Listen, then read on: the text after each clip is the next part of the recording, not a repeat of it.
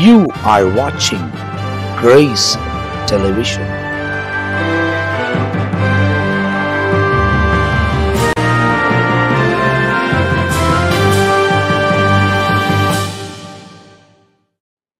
ஆண்டவரும் அருமை இரட்சகராக இயேசு கிறிஸ்துவின் நாமத்தினால் உங்கள் யாவருக்கும் என்னுடைய அன்பின் வாழ்த்துக்களையும் ஸ்தோத்திரங்களையும் நாங்கள் தெரிவித்துக் கொள்கிறோம். தேவனுடைய பெரிதான கிருபையால் சுவிசேஷம் என்ற இன்னொரு பகுதியில உங்களை சந்திப்பதில் நாங்கள் மிகுந்த மகிழ்ச்சி அடைகிறோம். கர்த்தர் இவ்வளவு தூரம் நம்மை பாதுகாத்து ஆசீர்வதித்து வழிநடத்தி கொண்டு வந்திருக்கிறார். தொடர்ந்து வழிநடத்துவதற்கு அவர் உண்மை உள்ள தேவனாக இருக்கிறார். இந்த சுவிசேஷம் என்ற இந்த நிகழ்ச்சியில ஊழியக்காரர்களால் இணைந்து வசனங்களை பகுதி பகுதியாக வாசிப்பது என்னுடைய வாழ்க்கையில் ஆசீர்வாதமா இருக்கிறது. கேட்கிற உங்களுடைய வாழ்க்கையிலும் ஆசீர்வாதமா இருக்கும் என்று நான் நம்புகிறேன். எனவே தேவனோடு கூட இணைந்து நாம் செயல்படும் போது, இரவும் பகலும் வசனத்தை நாம் தியானிக்கும் போது உண்மையாகவே ஆண்டவர் மேன்மையான காரியங்களை நம்முடைய வாழ்க்கையில செய்வார் என்பதில் ஒரு சந்தேகமும் இல்லை. எனவே போன நிகழ்ச்சியின் தொடர்ச்சியாய் தான் இந்த நிகழ்ச்சி உங்களுக்கு வழங்கப்பட்டு வருகிறது. போன நிகழ்ச்சியில மத்தேயு எழுதின சுவிசேஷம் 14ஆம் அதிகாரம் 21ஆம் வசனம் வரை நாம் தியானித்திருக்கிறோம். இந்த நிகழ்ச்சியில் மத்தேயு எழுதின சுவிசேஷம் 14ஆம் அதிகாரம் 22ஆம் வசனத்திலிருந்து 33ஆம் வசனம் வரை ஒரு குறிப்பிட்ட சம்பவத்தை குறித்து வேதத்தில் நமக்கு துல்லியமாக சொல்லப்பட்டிருக்கிறது. ரொம்ப முக்கியமான ஒன்று, அவைகளை நாம் தியானிக்க போகிறோம். அதை தொடர்ந்து தேவனால் பயன்படுத்தப்படுகிற தேவனுடைய திருசபையை நடத்துகிற தேவனுடைய ஊழியக்காரர்கள் நம்மோடு கூட தொடர்ந்து பகிர்ந்து கொள்ள போகிறார்கள். அதில் முதலாவது நம் மத்தியில இந்த பகுதியை ஜெயக்குமார் அவர்கள் நமக்கு அறிவிக்க போகிறார். கர்த்தருடைய நாமம் மகிமைப்படுவதாக. தொடர்ச்சியாக நாம் தியானித்துக் கொண்டு வருகிறோம். மத்தேயின் புத்தகம் 14ஆம் அதிகாரம் 22 33 வரை நாம் நிதானமாக அதை வாசித்து தியானித்து பார்க்கும் பொழுது அநேக காரியங்களை குறித்து இந்த பகுதியிலே நம்மால் கற்றுக்கொள்ள முடியும். 22ஆம் வசனம் சொல்லுகிறது, இயேசு ஜனங்களை அனுப்பி விடுகையில். அப்படின்னா திரளான ஜனங்கள் அவருடைய வார்த்தைகளை கேட்க வந்தார்கள். அவர்களுக்கு கர்த்தர் உணவு கொடுத்து போஷித்து ஒரு பெரிதான ஒரு அற்புதத்தை செய்தார். அந்த ஜனங்களை இயேசு அனுப்பி விடுகையில் தம்முடைய சீஷர்களுக்கு ஒரு காரியத்தை சொல்லுகிறார். தம்முடைய சீஷர்கள் படவில் ஏறி தமக்கு முன்னே அக்கறைக்கு போகும்படி அவர்களை துரிதப்படுத்தினார். இயேசு தம்முடைய சீஷர்களை படகில் ஏறி தமக்கு முன்பாக அக்கறைக்கு போகும்படி அவர்களை துரிதப்படுத்தினார். அடுத்த வசனம் சொல்லுகிறது, அவர் ஜனங்களை அனுப்பிவிட்ட பின்பு அவரிடத்தில் வந்து வார்த்தைகளை கேட்ட ஜனங்களுக்கு உணவு கொடுத்தார். அவர்களை அனுப்பிவிட்ட பின்பு இயேசுனுடைய வாழ்க்கையில நாம் அநேக காரியங்கள் எல்லாமே கற்றுக்கொள்ளணும். இதில் ஒரு பகுதி இருக்கிறது. அவர் ஜனங்களை அனுப்பிவிட்ட பின்பு தனித்து ஜெபம் பண்ண ஓர் மலையில் மேல் ஏறி சாயங்காலமான பொழுது அங்கே தனிமையாய் இருந்தார். அப்படி என்றால் நாம் ஆராதிக்கிற இயேசு கிறிஸ்துவினுடைய வாழ்க்கை முறையிலே ஜெபம், தனிமையிலே ஜெபிக்கிறது, தனித்து ஜெபம். ஒவ்வொரு தேவ ஊழியர்களும் ஒவ்வொரு விசுவாச மக்களும் ஒவ்வொருடைய வாழ்க்கையில ஒரு அனுபவம் இருக்கணும். நாம் தனிப்பட்ட ரீதியிலே நாம் ஆண்டவராகி தேவன் இயேசுவோடு கூட அந்த தனி ஜெபம் நமக்கு இருக்கணும். ஜெபம் இல்லாத வாழ்க்கை கிறிஸ்தவ வாழ்க்கையே அல்ல. ஜெபம் என்றால் என்ன? ஜெபம் என்பது நாம் ஆண்டவரோடு பேசுவது.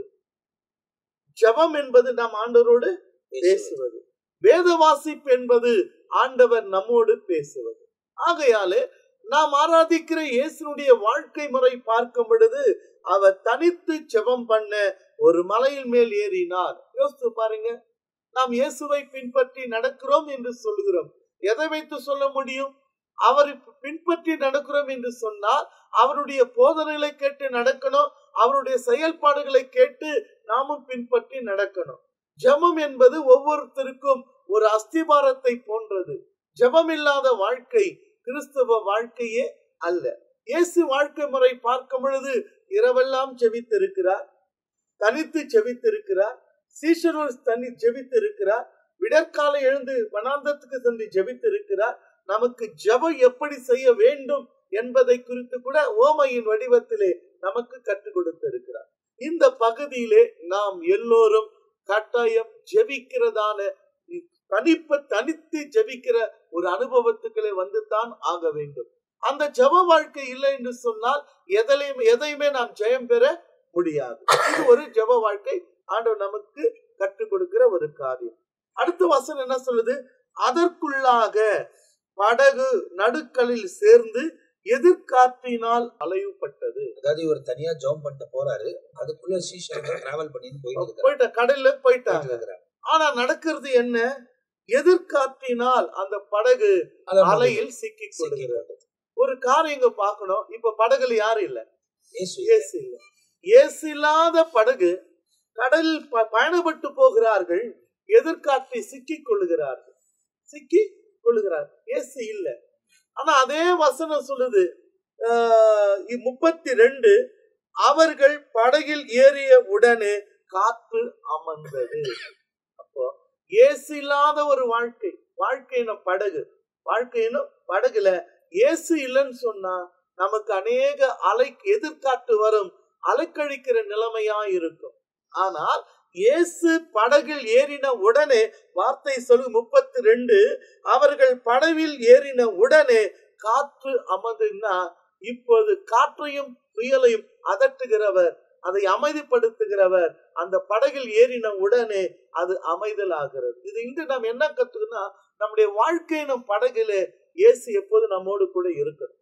இல்லைன்னு சொன்னா சில எதிர்காற்று வரும், சில பிரச்சனைகள் வரும், சில போராட்டங்கள் வரும், அலைக்கழிக்கிற நிலைமையா இருக்கும். ஆனா இயேசு வந்துட்டா நமக்கு எல்லாமே அமைதல் உண்டாகும். இது ஒரு பகுதி. இன்னொரு பகுதி அங்க பார்க்கும் பொழுது இயேசு இயற்கைக்கு மாறாக ஒரு காரியத்தை நடப்பித்தார் என்று சொல்லி பார்க்கிறோம். என்னன்னு சொன்னா, இந்த படகு கடலில் போய்கிறது, சிக்கிக் கொள்கிறார்கள். இயேசு இல்லை. அவர் தனித்து ஜெபித்து இப்ப இவங்கிட்ட போயின்னு தெரியும். அவர்கள் கடல் அலையில சிக்கி கொண்டு இருக்காங்க. இயேசு எல்லாமே தெரியும். இப்ப அவங்க இடத்துக்கு போகணும். ஏன்னா அவங்க பயந்து கொண்டு இருக்கிறாங்க. கடலில சிக்கி அழிந்து போகக்கூடிய நிலைமையில் இருக்கிறது. இப்ப இயேசு கடலிலே நடக்கிறார். இது இயற்கைக்கு மாறாக இயேசு செய்ததான ஒரு அதிசயம். இது அதிசயம், மனுஷனால் முடியாத ஒரு காரியம். அப்ப என்ன நடக்குது? இரவில் 4ஆம் ஜாமத்திலே இயேசு கடல் மேல் நடந்து அவர் இடத்திற்கு வந்தார். அப்போ ஆண்டவராகிய இயேசு, வேதத்தை நாம் பார்க்கும் பொழுது, அவருடைய பிள்ளைகள் விசுவாசத்துல உறுதியா இருக்கும் பொழுது, அவர் அக்கினி ஜுவாலை கொண்டு நடக்கிற தேவன். ஷாத்ராக், மேஷாக், ஆபேத்நேகோ பார்க்கும் பொழுது நாம் ஆராதிக்கிற தேவன் அக்கினி ஜுவாலை மத்தியில உலாவினார் என்று சொல்லி பார்க்கிறோம். அவர் பூமியில் மாத்திரம் அல்ல, அவர் அக்கினி ஜுவாலை நடக்கிற தேவனுமாய் இருக்கிறார். கடல் மீதும் அவர் உலாவுகிற நடந்து வருகிற தேவனுமாய் இருக்கிறார். அப்ப இங்க பார்க்கும் பொழுது அவர் கடல் மேல் நடந்து வருகிறாரு. அவர் கடல் மேல் நடந்து வருவதை சீஷர்கள் கண்டு கலக்கம் அடைந்து ஆவேசம் என்று சொல்லி பயத்தினால் அலறினார்கள். இது வரைக்கும் அப்படி ஒரு சம்பவத்தை பார்க்கல. எத்தனையோ முறை கடலுக்கு போயிருக்கிறோம். பேசி கொண்டிருக்கும் போது தைரியமா பேசுகிறது போல பேசலாம். ஆனா நமக்கும் பார்க்காத ஒரு விஷயத்தை பார்க்கும்போது, திடீர்னு இப்போ இப்படி நடந்து வருவது, இப்படி ஏறி நடந்து போனாருன்னா எப்படி இருக்கும்? அதே மாதிரிதான் அவங்க பயப்படுறாங்க. அது போல இயேசுவை அவங்க பார்த்து இருக்கிறார்கள். இயேசுவோடு சேர்ந்து நடந்து இருக்கிறார்கள். அவரோடு உறங்கி இருக்கிறார்கள். சாப்பிட்டு எல்லாமே தெரியும். ஆனால் இப்போது அந்த இயேசு இயற்கைக்கு மாறாக கடல் மேல் நடந்து வருகிறதை இவங்க பார்த்த உடனே, ஒருவேளை இது ஆவேசம் அப்படின்னா அசுத்த ஆவிகளா இருக்குமா என்று அவர்கள் அலறுகிற வசனம் சொல்லுது, பயத்தினால் அலறினார்கள். அப்ப எந்த அளவுக்கு அவங்க அதை பார்த்து அலறி இருக்கிறாங்க. இயேசு புரிஞ்சு போச்சு, இவங்க என்ன பார்த்து பயத்தினால் அலறுகிறாங்க. உடனே இயேசு அவர்களோடு கூட பேசி, திடன் கொள்ளுங்கள், நான் தான், பயப்படாத இருங்கள் என்றார். அப்போ நம்முடைய வாழ்க்கையில சில காரியத்துல நாம் அலறுகிற நிலைமை இருக்கும். பிரச்சனைனால, போராட்டத்தினால அலறுகிற நிலைமை இருக்கும். நம்மை பார்த்து இயேசு சொல்ற வார்த்தை, திடன் கொள், தைரியமா இரு, நான் தான், நான் உங்களுக்கு அற்புதத்தை செய்வேன். அதைத்தான் இந்த இடத்துல சீஷர்கள் கடலில் இருக்கிற அலறுகிறாங்க. நீ பயப்பட வேண்டிய அவசியம் இல்லை, நான் தான், நீ பயப்படாத, அவர்களை தேற்றுகிறார், தைரியப்படுத்துகிறார். இப்ப நடக்கிற ஒரு சமயம்னா, இப்படி இயேசு கடல் மேல் நடந்து வருகையில் படகில் இருக்கிற பேதுரு பார்க்கிறாரு. பேதுரு அவரை நோக்கி, ஆண்டவரே, நீரே ஆனால் நான் ஜலத்தில் மேல் நடந்து உம்மிடத்தில் வர கட்டளை இடும் என்றார். இப்போ அவர் கேட்கிறார் ஒரு கேள்வி, நீங்க தான் பயப்படாதுங்க, நான் தான் பயப்படாது இருங்க, திடன் கொள்ளுங்க சொல்றீங்களே, நீங்க தான் அப்படின்னு சொன்னா நான் கூட உங்ககிட்ட என்ன பண்ணும்? கடல் மேல அழகா பேதுரு அவரை நோக்கி, ஆண்டவரே நீரே ஆனால், நீ தான் நான் தான் சொல்றீங்கல்ல, நீங்க தான் சொன்னாக்கா நான் ஜலத்தின் மேல் நடந்து உம்மிடத்தில் வர கட்டளை இடும் என்றார். இவரு ஒரு வித்தியாசமான ஒரு கேள்வி கேட்கிறார். நீங்க தான் சொல்றீங்க, எங்களை தைரியப்படுறீங்க, பயப்படாதீங்க, அலறாதீங்க சொல்றீங்க, அப்படியே நீங்க தான் சொன்னா நான் கூட உங்ககிட்ட கடல் மேல் நடந்து உம்மிடத்துக்கு வரணும்ன்றாரு. ஏசு அழகா பதில் சொல்றாரு, நான் தேவன், நான் நடந்து வர முடியும், உன்னால முடியாதுன்னு சொல்ல. அதற்கு அவர் அதற்கு அவர் வா என்றார். அதற்கு அழைக்கிறார். யார? பேதுருவை கேட்ட கேள்விக்கு நான் தேவனுப்பா, நான் நடக்க முடியும், நீ மனுஷன், உன்னால் நடக்க முடியாதுன்னு சொல்லல, நீ வா. அப்ப வசனம் வா என்ற. அப்பொழுது பேதுரு படவை விட்டு இறங்கி இயேசுவிடத்தில் போக ஜலத்தி மேல் நடந்தான். பாருங்க, இறங்கின உடனே உள்ள போல நடந்தான். இயேசுடைய வார்த்தைக்கு கீழ்ப்படிந்து அவன் படகை விட்டு இறங்கி தண்ணீரிலே கடல் மேல் என்ன பண்றான்?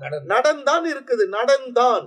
ஆனால் காற்று பலமாய் இருக்கதை கண்டு பயந்து அமிழ்ந்து போகையில், ஆண்டவரே என்னை ரட்சும் என்று கூப்பிட்டார்.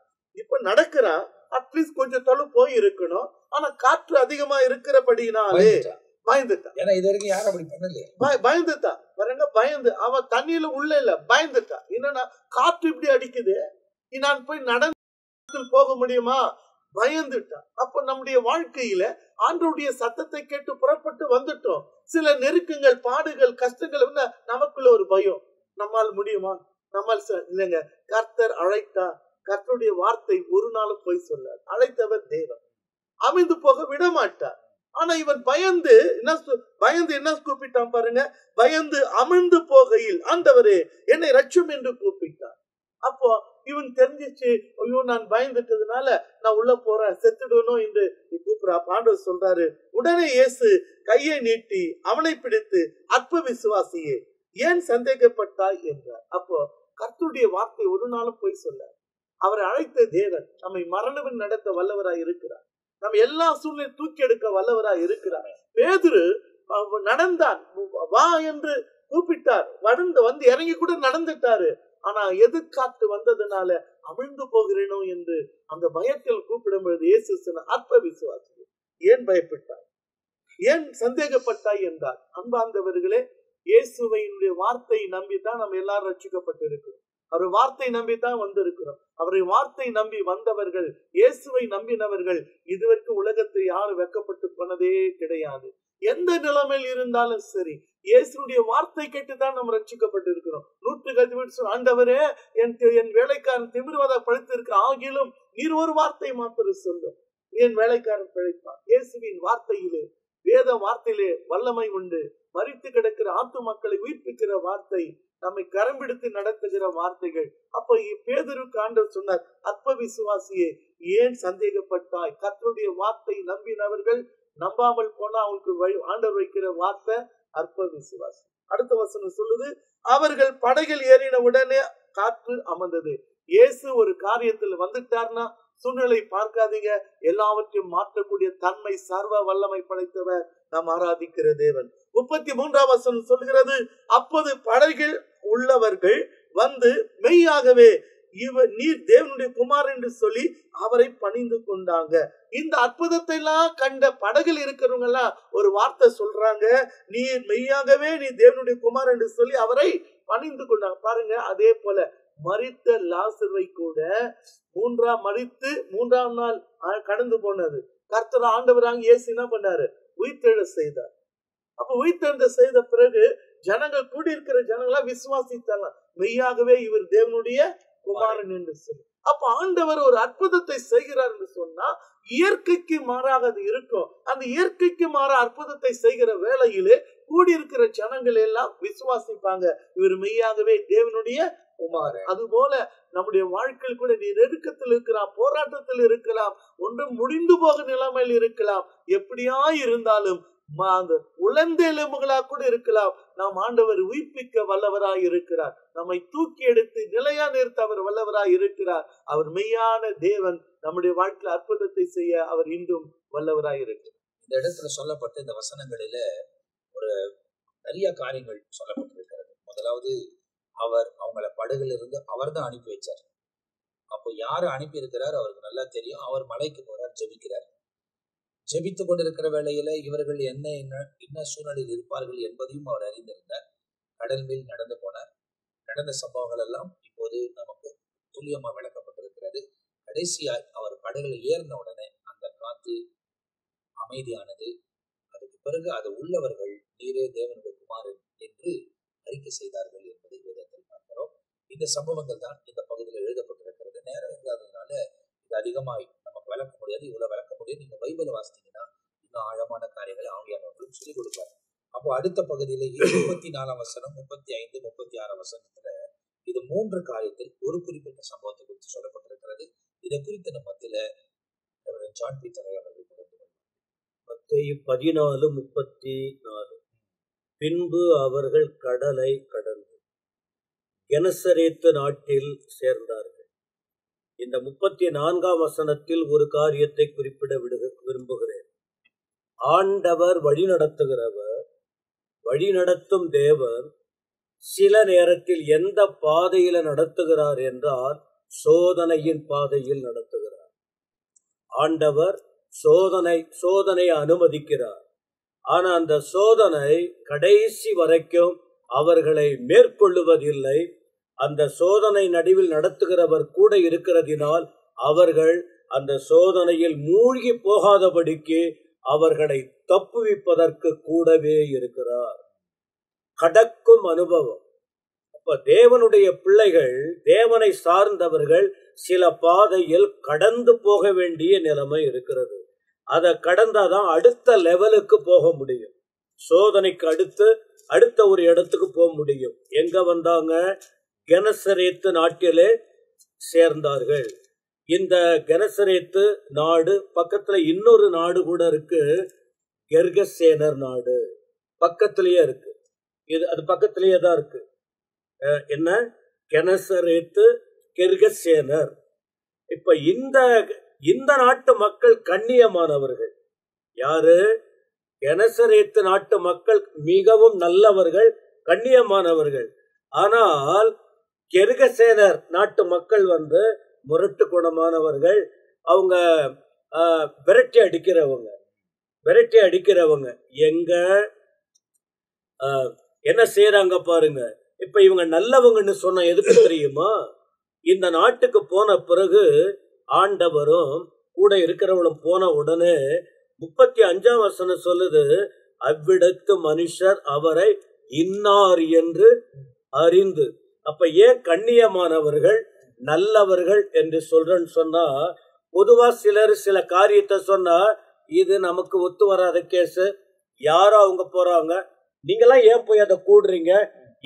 அன்றைக்கும் இன்றைக்கும் ஐக்கியப்பட்டு நல்லதுக்கு ஒன்று கூடுவதை விட அதை கலகம் பண்ணி பிரித்து விடுகிற கூட்டம் இன்றைக்கும் நம்முடைய காலங்களில் இருக்கிறது. ஆனா அன்னைக்கு பாருங்க, அவங்க என்ன பண்றாங்க? அறிந்து கொள்ள ஆசைப்படுகிறார்கள். சரி, யார் தான் அவர்? வித்தியாசமானவரா இருக்கிறார், நம்ம எல்லைக்கு வராரு, கொஞ்சம் அவர் என்னதான் நம்ம கொஞ்சம் ஃபாலோ பண்ணலாம. ஏன்னா ஒரு இடத்துல போயிட்டு நல்லதையும் கத்துக்கணும், கெட்டதையும் கத்துக்கொள்ள வேணும். கெட்டதா இருந்தா விட்டுடணும், நல்லதா இருந்தா பின்தொடர வேண்டும். இவர்கள் நன்மைக்காக கண்ணியமானவர்கள் சொன்ன. அப்ப யாரு நல்ல சிந்தனை உள்ளவர்கள்? யார் இன்னார் என்று அறிந்து. யாரை? அவ்விடத்து மனுஷர். எவ்விடத்து மனுஷர்? கெனசரேத்து அந்த நாட்டு மக்கள் இயேசுவை அறிஞ்சிட்டாங்க. அறிஞ்ச பிறகு என்ன சொல்றாங்க தெரியுமா? அழைப்பு கொடுக்கிறார்கள். இவங்க புரிஞ்சுக்கிட்டாங்க, என்ன இதுவரை நாம் சந்தித்த பார்த்த சூழ்நிலை நபர்களை விட இவர்கிட்ட ஏதோ விசேஷித்த தன்மை இருக்கிறது. இவரை போல பார்த்ததும் இல்ல, இவரை போல செயல்களை கண்டதும் இல்லை. அதனால தயவு செய்து நீங்களும் வாங்க. அப்போ ஒருத்தவங்க நல்லது கண்ட பிறகு அடுத்தவங்களுக்கு நல்வழி காட்ட வேண்டும். சிலர் என்ன பண்ணுவாங்க? நான் உண்டு, எனக்கு மட்டும் பொக்கிஷம் கிடைச்சா போதும், எனக்கு மட்டும் நன்மை கிடைச்சா போதும், அவன் வந்தா நம்முடைய பங்கு குறைஞ்சு போயிடும், அப்படின்னு சொல்லிட்டு தாங்க மட்டும் தனித்து செயல்படுகிற கூட்டத்தை கண்ணால நிறைய பார்த்திருக்கிறோம். நல்ல இதயம் உள்ளவங்க, எனக்கு ஒரு 2 ஆசீர்வாதம் கிடைத்தது, நீங்களும் இன்னும் 2 ஆசீர்வாதத்தை பெற்று கொண்டீங்கன்னா உங்களுக்கு சந்தோஷமா இருக்குமே, அதான் நல்ல இதயம். அப்ப இவங்க நல்லதை அறிந்தார்கள், அழைப்பு கொடுக்கிறார்கள், அறிந்தவர்கள். அந்திரேயா பேதுருவை கூப்பிட்டு வர்றாரு. இயேசுவை அறிந்த பின்பு யோவான் 1 அதிகாரத்துல பார்க்க முடியும். அந்திரேயா மேசியாவை கண்டார். உடனே என்ன பண்றார் தெரியுமா? தம்பி நல்லதை கண்டு கொள்ளட்டும் அப்படின்னு அதே போல அங்க அழைப்பு கொடுக்கிறார். அப்ப இந்த கென்கசேனர் பக்கத்துல உள்ள நாட்டுக்காரவங்க ஏன் நல்லவங்க இல்ல அப்படின்னு சொன்னால், அந்த 2000க்கு மேல பிசாசு பிடிச்சவன் ஒருத்தவன் அங்க இருந்து சுகமாயிட்டான். இத கண்ட உடனே படிச்சு பாருங்க, மத்தேயு 8:28 34 மத்தேயு 8ஆம் அதிகாரம் 28ஆம் வசனமும் 34ஆம் வசனத்தையும் படிச்சு பாருங்க. அந்த அவங்க என்ன செய்யறாங்க, இந்த பிசாசு பிடித்தவன் பன்றி கூட்டத்துல போகணும்னு விரும்புறான். அங்க பன்றிகள் கடலில் விழுந்து மாண்டு போயின. இத பார்த்த உடனே ஆண்டவரை பார்த்து சொல்றாங்க, ஐயா தயவுசெய்து போயிடுங்க போயிடுங்க போயிடுங்க. நல்லதுதான் நடந்திருக்கு. ஆனா அவங்க என்ன பண்றாங்க, மற்றவர்களுக்கு பிரச்சனை வரக்கூடாதுன்னு விரட்டி அடிக்கிறாங்க. ஆனால் இந்த கெனசரேத்து மக்கள் விரட்டி அடிக்கிறவர்கள் அல்ல, நன்மையை விரும்புகிறவர்கள், நன்மையை பிறருக்கு அறிவிக்கக்கூடியவர்கள். இது 35ஆம் வசனத்துல. 36ஆம் வசனத்துல இப்படி சொன்னதுனால 35ல என்ன பாருங்க, ஒரு நல்லதை சொல்லும் போது ஜனங்க மதிச்சு வருவாங்க. அப்ப அதுக்கு முன்னாடி தான் அந்த நல்லதை கண்ட பிறகு அழைப்பு கூட, அதான் சொல்றாங்க, தன்னைப்போல் பிறனையும் நேசி. அப்ப இந்த வார்த்தையை சொன்ன பிறகு திரள் கூட்டம் வந்துச்சு. அவர் யாருன்னு, யார் யார் வந்தாங்க? பிணியாளிகள் எல்லாம் கொண்டு வந்துட்டாங்க. 36 வஸ்திரத்தின் ஓரத்தை ஆகிலும் அவர்கள் தொடும்படி உத்தரவாக வேண்டும் என்று அவரை வேண்டிக் கொண்டார்கள். அவரை தொட்டவர்கள் சுஸ்தமானார்கள். அப்போ முதல்ல என்ன பார்க்கிறோம், சில அனுபவங்களை கடக்க வேண்டியது இருக்கிறது. 34. அடுத்து என்ன? 35 அறிந்ததை அறிவிக்க வேண்டும், நன்மையை பிறருக்கு சொல்ல வேண்டும். 3வது என்ன? வேண்டுதலும் விடுதலையும். ஆண்டவர்கிட்ட வேண்டினால் விடுதலை கிடைக்கும்.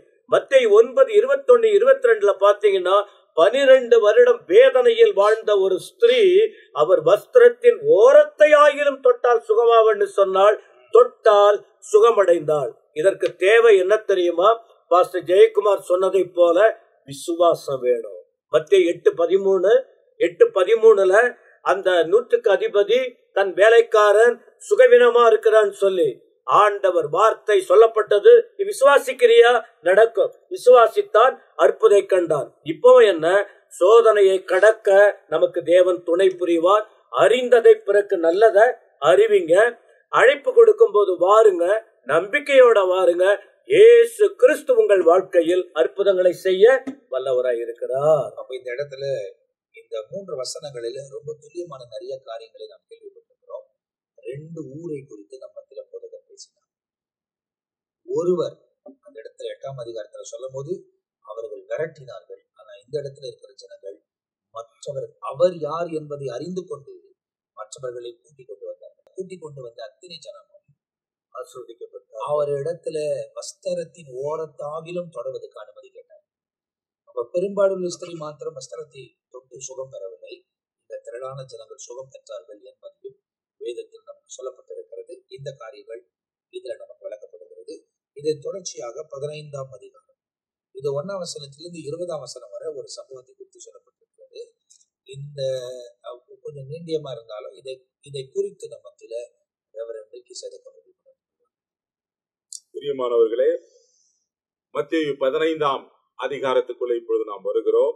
1ஆம் வசனத்திலிருந்து 20ஆம் வசனம் வரைக்கும் ஒரே ஒரு சம்பவத்தை தான் ஆண்டவர் பேசுறார், கை கழுவுதலை.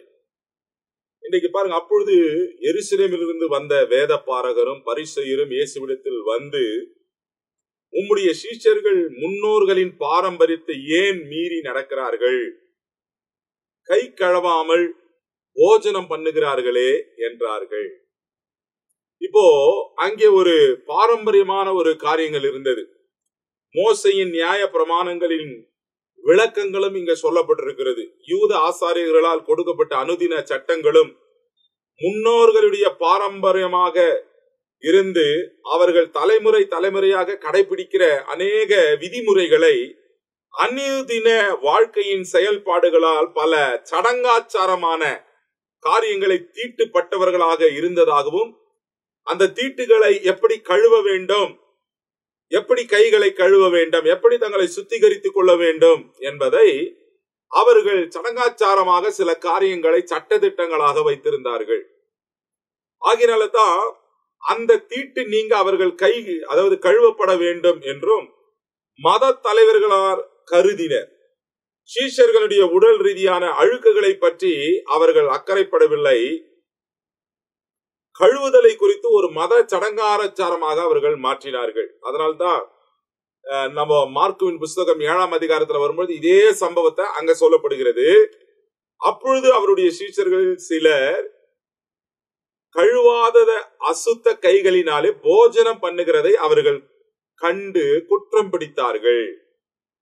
ஏனெனில் பரிசேயர் முதலான யூத அனைவரும் முன்னோர்களின் பாரம்பரியத்தை கை கொண்டு அடிக்கடி கை கழுவினால் ஒன்றி சாப்பிட மாட்டாங்க என்று அங்க ஒரு இருக்கிறது. கடையில் இருந்து வரும் பொழுது ஸ்நானம் பண்ணாமல் அவங்க சாப்பிட மாட்டாங்க. கடைக்கு போயிட்டு வராங்கன்னா அவங்க ஸ்நானம் பண்ணி குளிச்சுட்டு தான் சாப்பிடுவாங்க. அப்படியே சொம்புகளையும் கிண்ணங்களையும் சொப்பு குடங்களையும் மனைகளையும் கழுவுகிறதும் அல்லாமல் வேறு அநேக ஆசாரியங்களை அவர்கள் கடைபிடித்து வந்தார்கள். ஆச்சாரியங்களை சில இடத்துக்கெல்லாம் போனா தீண்டத்தகாதவர்கள் வந்து போனாங்கன்னு சொல்லி திண்ணைகள் எல்லாம் தண்ணி ஊற்றி கழுவுவாங்க. இன்றைக்கும் அநேக இடங்களில், ஏன்னா அது சுத்திகரிக்கப்பட வேண்டும் என்று அநேக காரியங்களை செய்வாங்க. இப்படி இவர்கள் செய்கிறார்கள். இது சரீர பிரகாரமான அழுக்கு. அப்போ இயேசு கிட்ட இவங்க இதை குற்றம் பிடிச்சு பேசுறாங்க. இயேசு 3ஆம் அதிகாரத்துல அவங்களுக்கு பதில் கொடுக்கிறார் பாருங்க. 3ஆம் வசனத்துல அவர்களுக்கு அவர் பிரதியுத்தரமாக, நீங்கள் உங்கள் பாரம்பரியத்தினாலே தேவனுடைய கற்பனையை ஏன் மீறி நடக்கிறீர்கள்? பாரம்பரியத்தினாலே நீங்க கற்பனையை மீறி நடக்கிறீங்க என்று சொல்லி ஆண்டவர் சொல்றார். உன் தகப்பனையும் உன் தானையும் கனம் பண்ணுவாயாக என்றும், தகப்பனையாவது தாயாவது நிந்திக்கிறவன் கொல்லப்பட வேண்டும் என்றும் தேவன் கற்பித்து இருக்கிறாரு. அப்படின்னா நீங்க கை கழுவுறதுல கவனமாக்குறீங்க, கட்டளையை விட்டுக்கிறீங்களே, ஏன் இதை நீங்க இப்படி செய்றீங்க? இன்னொரு வார்த்தை ஆண்டவர் அதுல சொல்றாரு பாருங்க. 5வது வசனத்துல, நீங்களோ எவனாகிலும் தகப்பனையாவது தாயாவது நோக்கி உனக்கு நான் செய்யத்தக்க உதவி எது உண்டோ அதை காணிக்கையாக கொடுக்கிறேன் என்று சொல்லி தன் தகப்பனையாவது தன் தாயாவது கனம் பண்ணாமற் போனாலும் அவனுடைய கடமை தீர்ந்தது என்று போதித்து, எதனா உனக்கு செய்யணுமா, நான் காணிக்கா கொடுத்துறான். தாய் தகப்பனுக்கு செய்ய வேண்டிய கடமைகளை செய்ய வேண்டும். நீங்க அத்தை செய்யாம இப்படி பண்றீங்களே அப்படின்னு சொல்லி ஆண்டவர் அவங்களே குற்றம் சொல்லி, உங்கள் பாரம்பரியத்தினாலே தேவனுடைய கற்பனையை அவமாக்குறீர்கள்.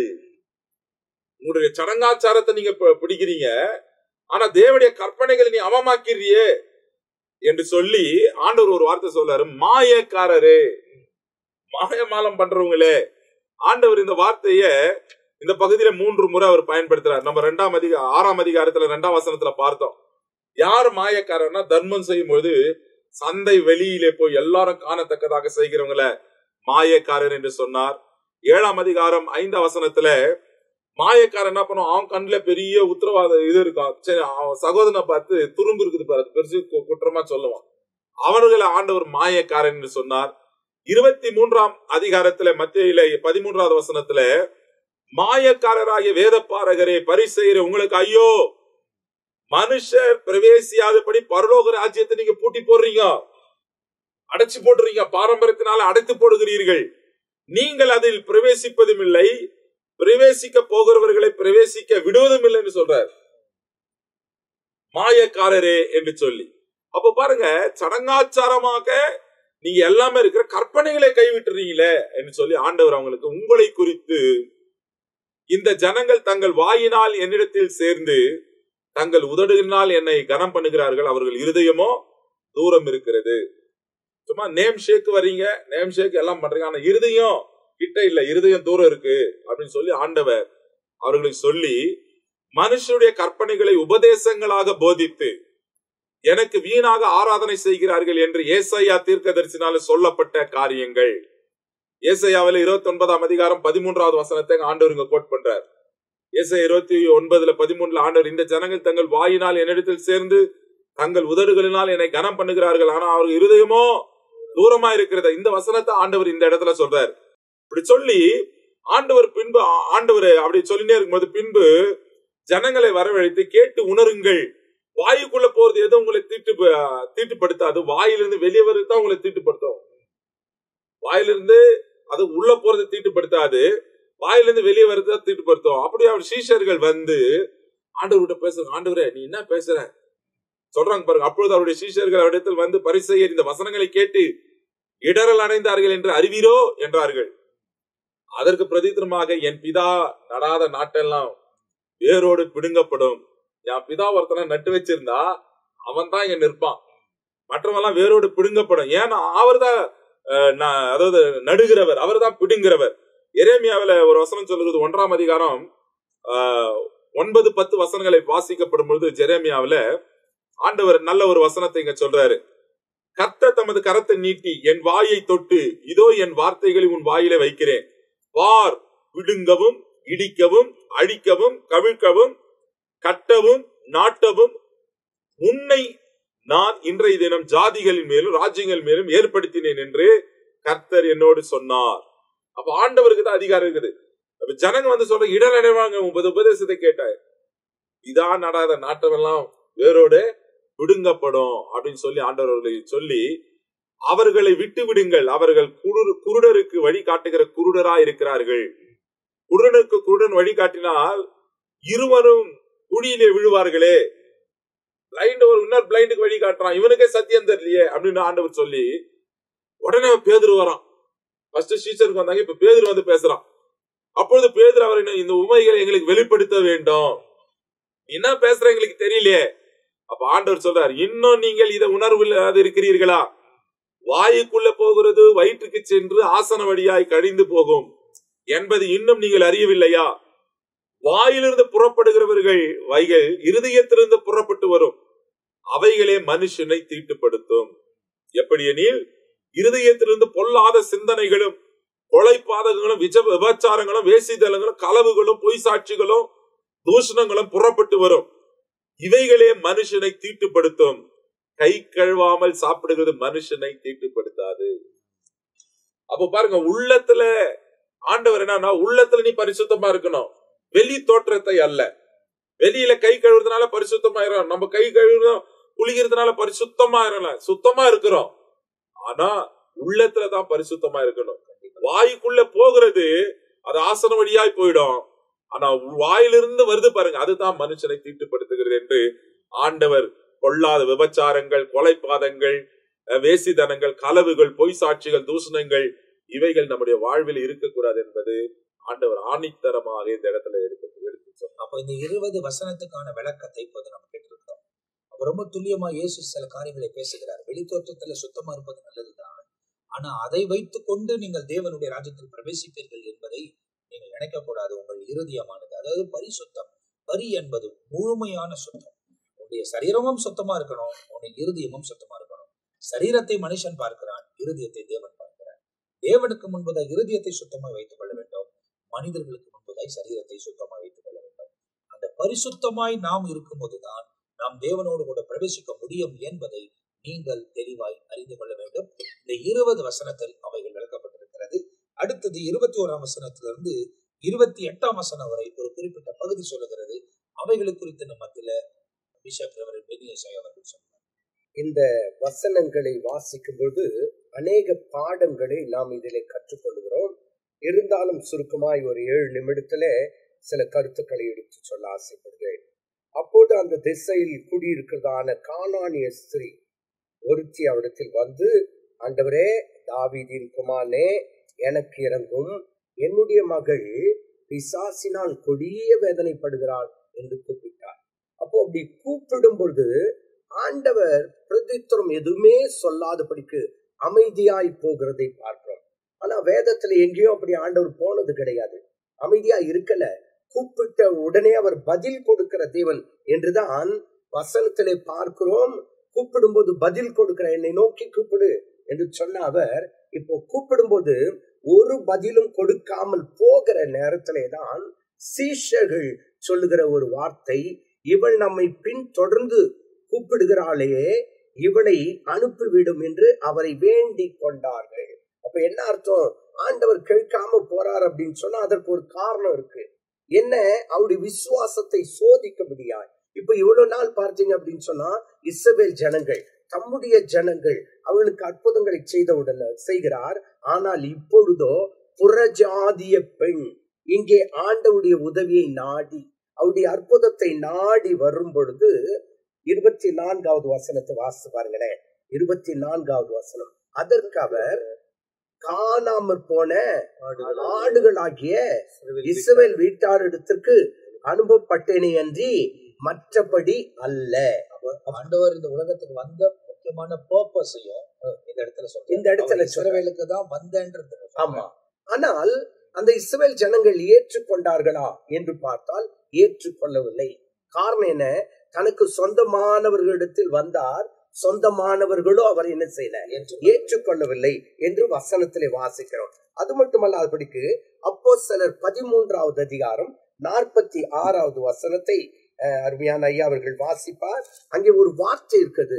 அப்போஸ்தலர் 13வது அதிகாரம் 46வது வசனத்துல பவுல் அப்போஸ்தலன் சொல்லுகிற ஒரு வார்த்தை 46. அப்பொழுது பவுலும் பர்னபாவும் தைரியம் கொண்டு அவர்களை நோக்கி யார? இஸ்ரவேல் ஜனங்களை நோக்கி, முதலாவது உங்களுக்கே தேவ வசனத்தை சொல்ல வேண்டியதா இருந்தது. அப்போ ஆண்டவர் எதுக்காக வந்தாரு? இஸ்ரவேல் ஜனங்களுக்கு அற்புதம் செய்யவும் அவர்களை நடத்த வந்தார். அதே போன்றான் இப்போ பவுல் அப்போஸ்தலன் சொல்றாரு, முதலாவது உங்களுக்கே வசனத்தை சொல்ல வேண்டியதா இருந்தது, நீங்களோ அதை தள்ளி. அப்ப என்ன செய்தாங்க? சொந்தமான ஜனங்க அந்த வசனத்தை தள்ளி விட்டார்கள். அடுத்து உங்களை நித்திய ஜீவனுக்கு அபாத்திரராக தீர்த்து கொள்ளுகிறபடியினால், அப்ப அவங்க என்ன செய்தாங்க? வசனத்தை தள்ளி நித்திய ஜீவனுக்கு அபாத்திரராய் அவங்களே தீர்த்து கொள்ளாது. தள்ளின்னு வசனம் என்பது இயேசு, ஆமா, வார்த்தை, அவரையே தள்ளி நீங்க நித்திய ஜீவனுக்கு அபாத்திரமாய் மாறி. அப்ப என்ன அர்த்தம்? நித்திய ஜீவனுக்கு நீங்க பங்குள்ளவர்கள் அல்ல. வசனத்தை தள்ளினால் பங்கு உள்ளவர்கள் அல்ல. அதே நேரத்துல புறக்கணித்தால் நித்திய ஜீவனுக்குள் என்ன செய்ய முடியாது? பிரவேசிக்க முடியாது. அது காரணம் யாரு? நீங்க தான் அதை புறக்கணித்து விட்டீர்கள் என்று அங்கே சொல்லி தள்ளி, இதோ நாங்கள் புறஜாதியாரிடத்தில் நாங்கள் போகிறோம். இவ்வளவு நாள் இப்ப யாருகிட்ட வந்திருந்தோம்? உங்ககிட்ட வந்தோம். ஆனா இப்ப என்ன செய்யறோம்? புறஜாதியாரிடத்திலே போகிறோம். இங்க பார்த்தீங்கன்னா இந்த பெண் புறஜாதிய பெண்ணாய் இருக்கிறாள். இவள் இப்ப எங்க வரான்னு கேட்டா ஆண்டவரிடத்திலே வருவதை பார்க்கிறோம். ஆண்டவர் என்ன பண்றாரு? அந்த புறஜாதிய பெண்ணிடத்துல சொல்லுகிற ஒரு வார்த்தை, சிஷ்யரிடத்திலே சொன்ன ஒரு வார்த்தை, நான் யாருக்காக வந்தேன்? இஸ்ரவேல் ஜனத்துக்காக தான் வந்தேன் அப்படின்றார். ஆனாலும் கூட இவர்களை அனுப்பிவிடும் என்று அங்கே கேட்கும் பொழுது அடுத்து என்னன்னு கேட்டா, அவள் வந்து ஆண்டவரே எனக்கு உதவி செய்யும் என்று அவரை பணிந்து கொண்டாள்.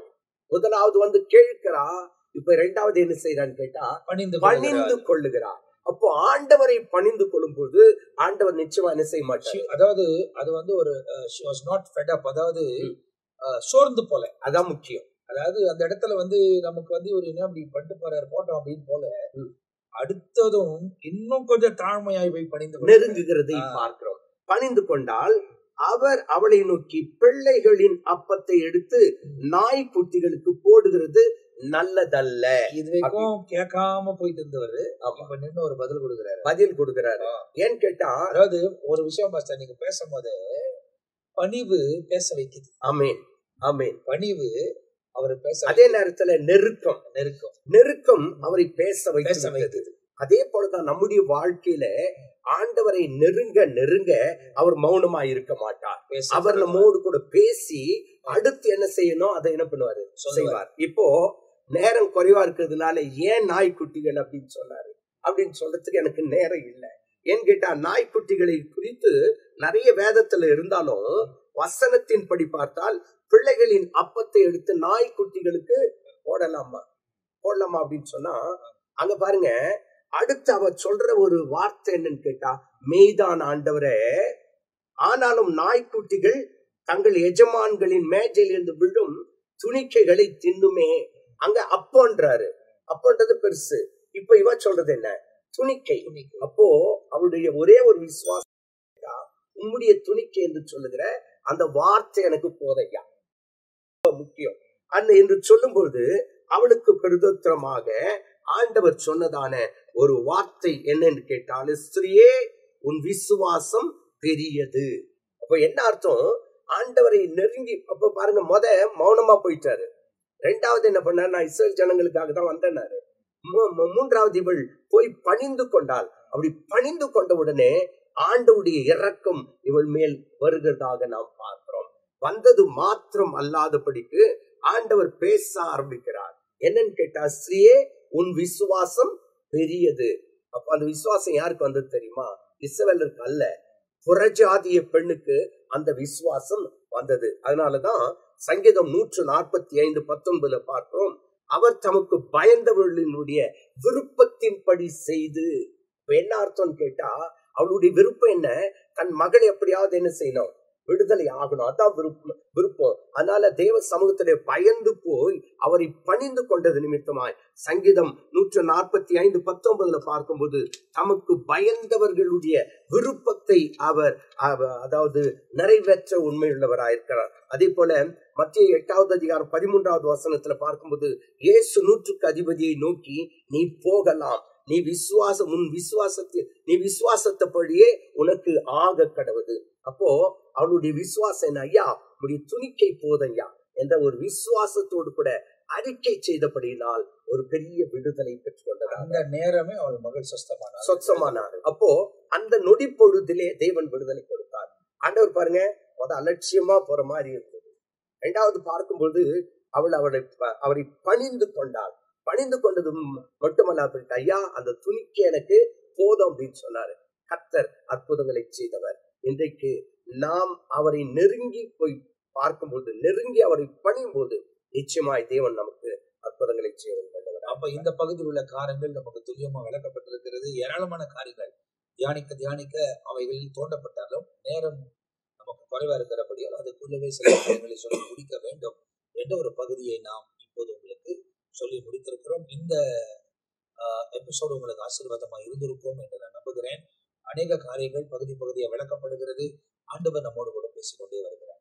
எனவே இந்த நிகழ்ச்சியை பார்த்து கொண்டிருக்கிற நீங்கள் இந்த சேனலை சப்ஸ்கிரைப் பண்ணிக்கொள்ளுங்க, மற்றவங்களுக்கு அறிமுகப்படுத்துங்க, வசனங்களை கேளுங்க, வசனத்தின்படி வாழுங்க. ஆண்டவர் உங்க வாழ்க்கையில மேன்மையான காரியங்கள் செய்வார். அடுத்த பகுதியில் உங்களை சந்திக்கிற வரை தற்போது நாங்கள்